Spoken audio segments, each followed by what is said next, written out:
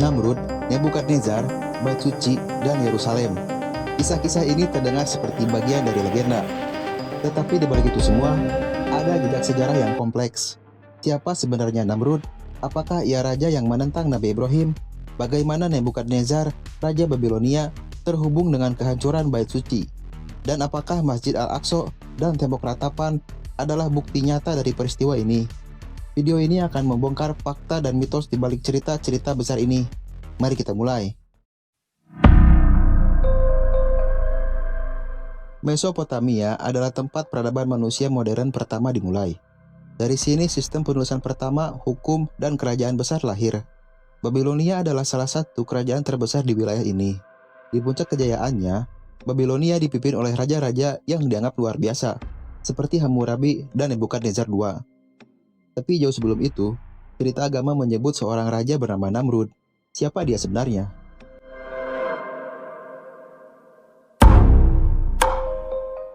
Namrud dikenal dalam Al-Quran dan Alkitab sebagai raja yang menentang Nabi Ibrahim. Ia disebut membangun menara Babel dan bahkan ingin menyaingi Tuhan. Tapi sejarah-sejarah, tidak ada bukti konkret tentang raja bernama Namrud.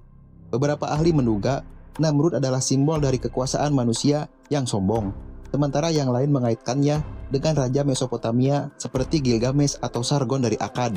Apakah Namrud benar-benar ada, atau hanya simbol cerita agama? Hingga kini, itu masih misteri.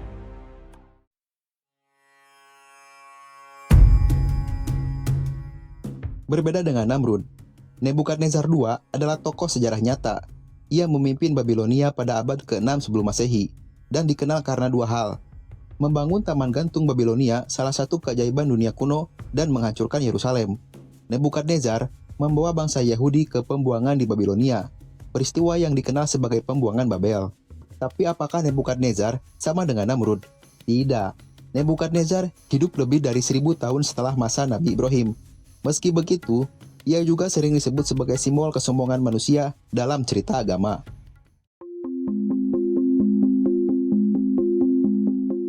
Bait suci pertama dibangun oleh Raja Salomo atau Nabi Sulaiman alaihissalam, yaitu anak Raja Daud atau Nabi Daud alaihissalam. Sekitar tahun 957 sebelum Masehi, ini adalah pusat ibadah bangsa Israel dan tempat tabut perjanjian disimpan. Namun, pada tahun 587 sebelum Masehi, Nebukadnezar menghancurkan bait suci pertama dan membawa bangsa Yahudi ke pembuangan. Peristiwa ini menjadi titik balik dalam sejarah agama Yahudi, dan hingga kini lokasi bait suci masih menjadi tempat yang diperebutkan. Apakah sisa-sisa bait suci masih ada? Jawabannya mengarah ke Yerusalem saat ini. Allahu Akbar, Allahu Akbar. Saat ini, Masjid Al-Aqsa dan tembok ratapan adalah situs paling diperebutkan di dunia. Umat Islam percaya bahwa Masjid Al-Aqsa adalah tempat Nabi Muhammad diangkat ke langit. Umat Yahudi percaya bahwa tembok ratapan adalah bagian dari bait suci kedua. Tapi apakah situs ini benar-benar bagian dari bait suci pertama? Sebagian besar arkeolog percaya bahwa tembok ratapan adalah sisa dari bait suci kedua yang dibangun oleh Raja Herodes. Tetapi lokasinya yang bertepatan dengan Masjid Al-Aqsa memicu konflik yang belum berakhir hingga saat ini. Sebelum kita tutup, berikut adalah beberapa fakta menarik yang perlu kalian tahu. Namrud dalam 3 agama. Namrud disebut dalam tradisi Islam, Yahudi, dan Kristen sebagai simbol kesombongan manusia. Namun tidak ada bukti sejarah yang mengkonfirmasi keberadaannya. Nebukadnezar dan Taman Gantung. Nebukadnezar disebut membangun Taman Gantung Babilonia untuk istrinya. Tetapi hingga kini, arkeolog belum menemukan bukti fisik taman ini. Bait suci dan konflik modern. Masjid Al-Aqsa, Dome of the Rock, dan tembok ratapan berada di kompleks yang sama, membuat lokasi ini menjadi pusat konflik agama dan politik hingga saat ini. Mesopotamia, Cradle of Civilization.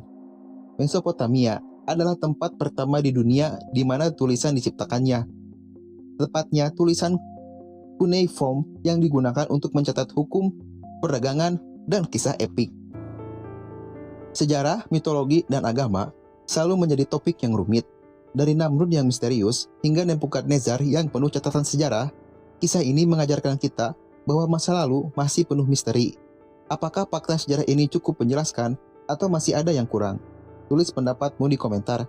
Jangan lupa like, share, dan subscribe. Sampai jumpa di video berikutnya dan terima kasih sudah menonton.